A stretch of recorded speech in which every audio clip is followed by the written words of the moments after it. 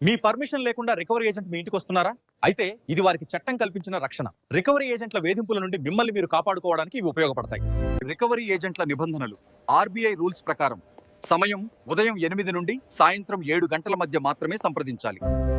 Notice. Recovery చర్యలు ప్రారంభించే ముందు మీకు తప్పనిసరిగా 30 రోజుల లిఖితపూర్వక నోటీస్ ఇవ్వాలి. ప్రవర్తన: అసభ్య పదజాలం వాడటం, బెదిరించడం, మీ బంధువులకు లేదా స్నేహితులకు ఫోన్ చేయడం చట్టవిరుద్ధం. గుర్తింపు: ఏజెంట్ తన ఐడి కార్డు మరియు బాంకు పంపిన అథారిటీ లెటర్ తప్పక చూపాలి. రికవరీ ఏజెంట్ల నిబంధనలు మును ఉదాహరణలు. సమయం ఉల్లంఘన: ఒక ఏజెంట్ మీకు రాత్రి 10 గంటలకో లేదా తెల్లవారుజామున 6 గంటలకో ఫోన్ చేసి డబ్బులు కట్టమని ఒత్తిడి తెస్తుంటే అది ఆర్బీఐ నిబంధనల ప్రకారం నేరం.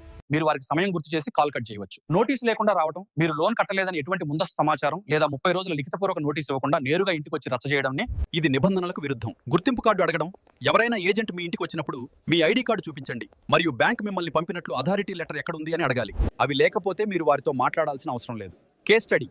సమయం మరియు నోటీసు ఉల్లంఘన. సందర్భం: రమేష్ ఒక పర్సనల్ లోన్ తీసుకున్నాడు. కొన్ని ఆర్థిక ఇబ్బందుల వల్ల రమేష్ 2 నెలలు ఈఎంఐ కట్టలేకపోయాడు. ఏం జరిగిందంటే, ఒక రోజు రాత్రి 9 గంటలకు ఇద్దరు రికవరీ ఏజెంట్లు అతని ఇంటికి వచ్చి గట్టిగా అరుస్తూ తక్షణమే డబ్బులు కట్టాలని వారు గొడవ చేశారు. కానీ చట్టపరంగా చూస్తే ఆర్బీఐ నిబంధనల ప్రకారం ఉదయం 8 నుండి సాయంత్రం 7 లోపు మాత్రమే సంప్రదించాలి. అలాగే 30 రోజుల నోటీసు లేకుండా ఇంటికి రాకూడదు. పరిష్కారంగా రమేష్ తన ఫోన్ లో వీడియో రికార్డ్ చేస్తూ సమయం చూపించాడు. మీరు నిబంధనలు అతిక్రమిస్తున్నారు, రేపు ఉదయం బ్యాంకులో మాట్లాడతాను, ఇప్పుడు వెళ్లిపోండి అని ధైర్యంగా చెప్పాడు. వేధింపులు ఎదురైతే మీరు తీసుకోవాల్సిన చర్యలు ఇవే. మొదట ఆధారాలు సేకరించండి.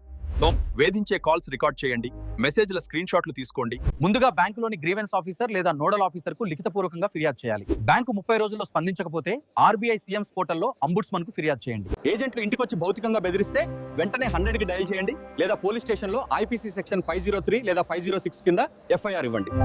మీరు అడిగినట్లుగా రికవరీ ఏజెంట్ల వేధింపుల నుండి రక్షణ పొందే మార్గాలకు సంబంధించి కొన్ని ఉదాహరణలు ఇక్కడ ఉన్నాయి. ఆధారాల సేకరణ. ఏజెంట్ మిమ్మల్ని ఫోన్లో దూషిస్తున్నప్పుడు ఆ కాల్ను రికార్డ్ చేయండి. వాట్సాప్ మెసేజ్లను డిలీట్ చేయకుండా స్క్రీన్ షాట్ తీసి పెట్టుకోండి.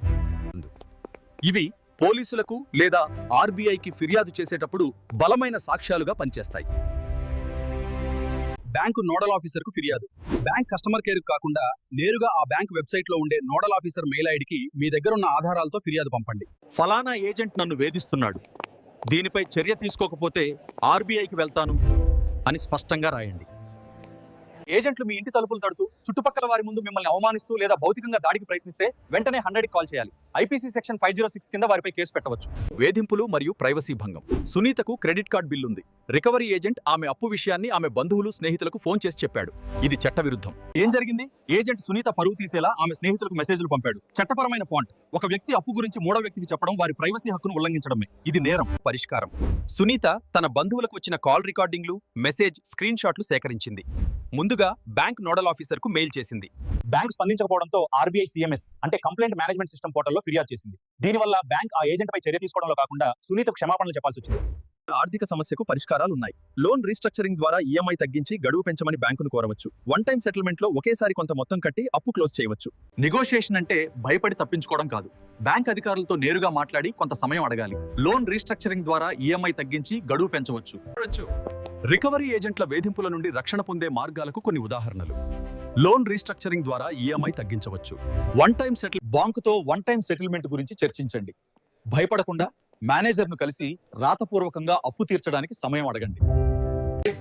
నా దగ్గర ప్రస్తుతం 2 లక్షలు మాత్రమే ఉన్నాయి, ఇది కట్టి అప్పు క్లోజ్ చేస్తాను అని అడగవచ్చు. బ్యాంక్ అంగీకరిస్తే సెటిల్మెంట్ లెటర్ ఇస్తారు. ఏజెంట్లకు భయపడి ఫోన్ స్విచ్ ఆఫ్ చేయడం కంటే బ్యాంకు మేనేజర్ని కలిసి నాకు మరో 3 నెలల సమయం ఇవ్వండి, అప్పట్లోపు నా సమస్య తీరుతుంది. పరిష్కారం దిశగా చర్చలు.